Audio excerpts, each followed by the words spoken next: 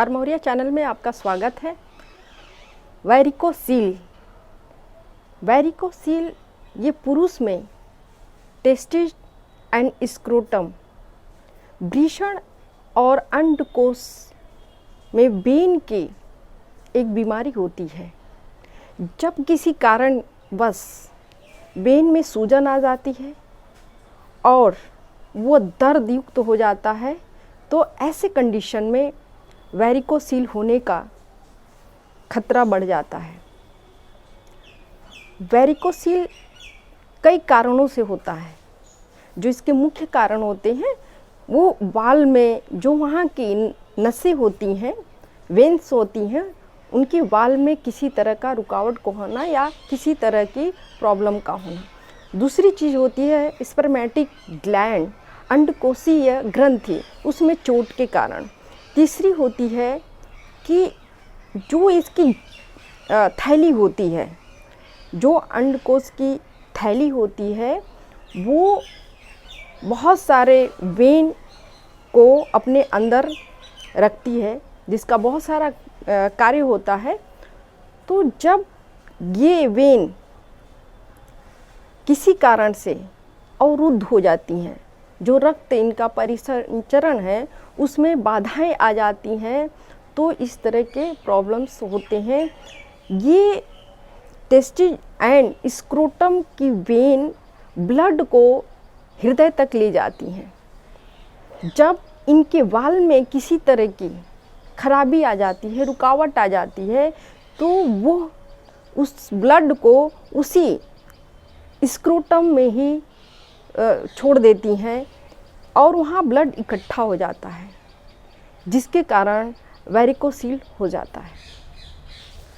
लक्षण दोस्तों अगर देखा जाए तो इसका लक्षण तुरंत दिखाई नहीं देता है, लेकिन कुछ चीज़ें होती हैं जिनकी वजह से यह अनुमान लगाया जा सकता है कि वैरिकोसील की संभावना हो रही है। पहली चीज़ होगी कि वहाँ के जो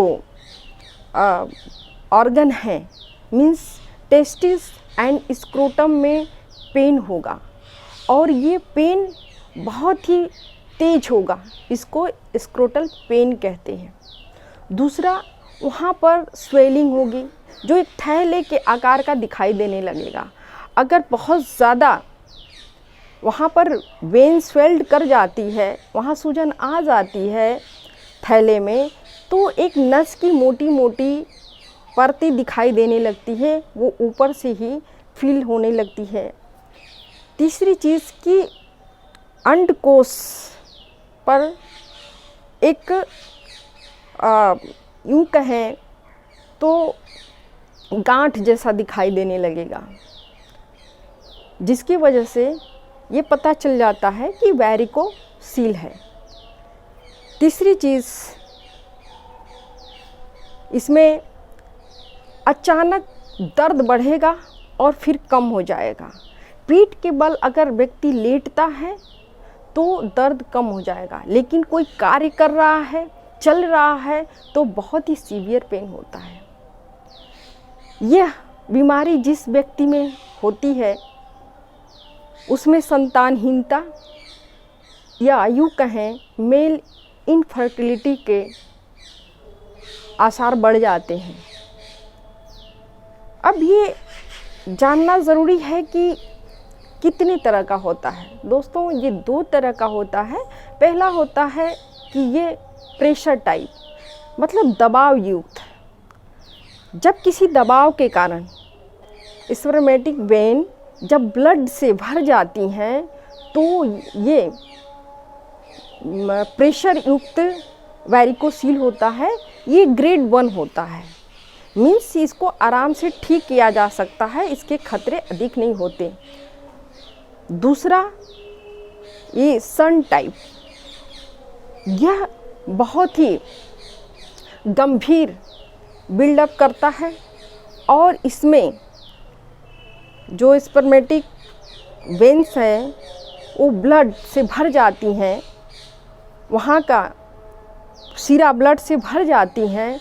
ये गंभीर होता है और इसमें यह वैरिकोसील ग्रेड 1 एंड ग्रेड 2 हो जाता है, जिसका ट्रीटमेंट थोड़ा लंबा होता है और बहुत ही पेनफुल होता है। कभी कभी ये बहुत लॉन्ग टर्म तक चल जाता है, यूँ कहें तो ये लाइफ लॉन्ग तक रहता है।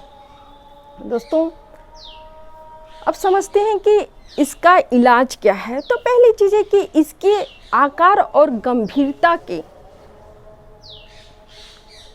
देखते हुए इसका हम ट्रीटमेंट करते हैं और इसकी कुछ जांचें कराते हैं। मेन इसकी जांच होती है, ब्लड टेस्ट करा लेते हैं, वीर्य टेस्ट और स्क्रोटम थर्मोग्राफी।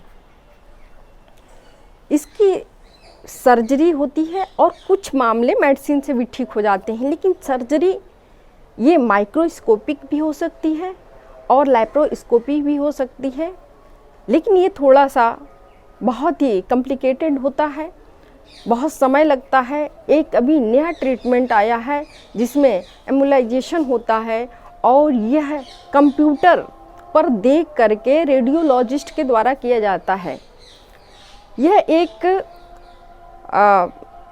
तार होता है और इसमें एक सॉल्यूशन डाल करके कैथेटर के माध्यम से इसको अंदर डालते हैं, ये ब्लड वेसल्स में डालते हैं और वहाँ से जो वेन खराब हो जाती हैं उनको बंद कर दिया जाता है। इससे पूरी तरह से ये ठीक हो जाता है और आगे ये बढ़ नहीं पाता। तो ये बहुत ही आसान और बहुत ही सबसे अच्छा यह ट्रीटमेंट है। दोस्तों, अब समझ लेते हैं कि इसका हम घरेलू उपचार क्या दे सकते हैं। तो घरेलू उपचार में हम ऑलिव ऑयल, जैतून का तेल का मालिश अगर पेशेंट को करने के लिए बोलें तो बहुत फ़ायदेमंद होता है, क्योंकि जो जैतून का तेल होता है वो रक्त परिसंचरण को बहुत ही अच्छा करता है। तो उससे जब छोटे वेन्स के स्वेल्ड होते हैं, स्वेलिंग होती है, या यूँ कहें कि जो प्रेशर टाइप का वैरिकोसील होता है, तो काफ़ी मदद मिलता है इससे ठीक होने में। तो दोस्तों, मुझे उम्मीद है कि आप वैरिकोसील के बारे में समझ गए होंगे। दोस्तों, वैरिकोसील के लिए काफ़ी लोगों ने मुझसे सवाल पूछा था और मैं इसको बहुत ही सरल भाषा में बता दी हूँ। दोस्तों, अगर अभी तक आप आर्मोरिया चैनल को सब्सक्राइब नहीं किए हैं तो प्लीज़ कर लीजिए, शेयर कीजिए, लाइक कीजिए, औरों को बताइए कि इससे बचाव कैसे कर सकते हैं। बहुत बहुत धन्यवाद।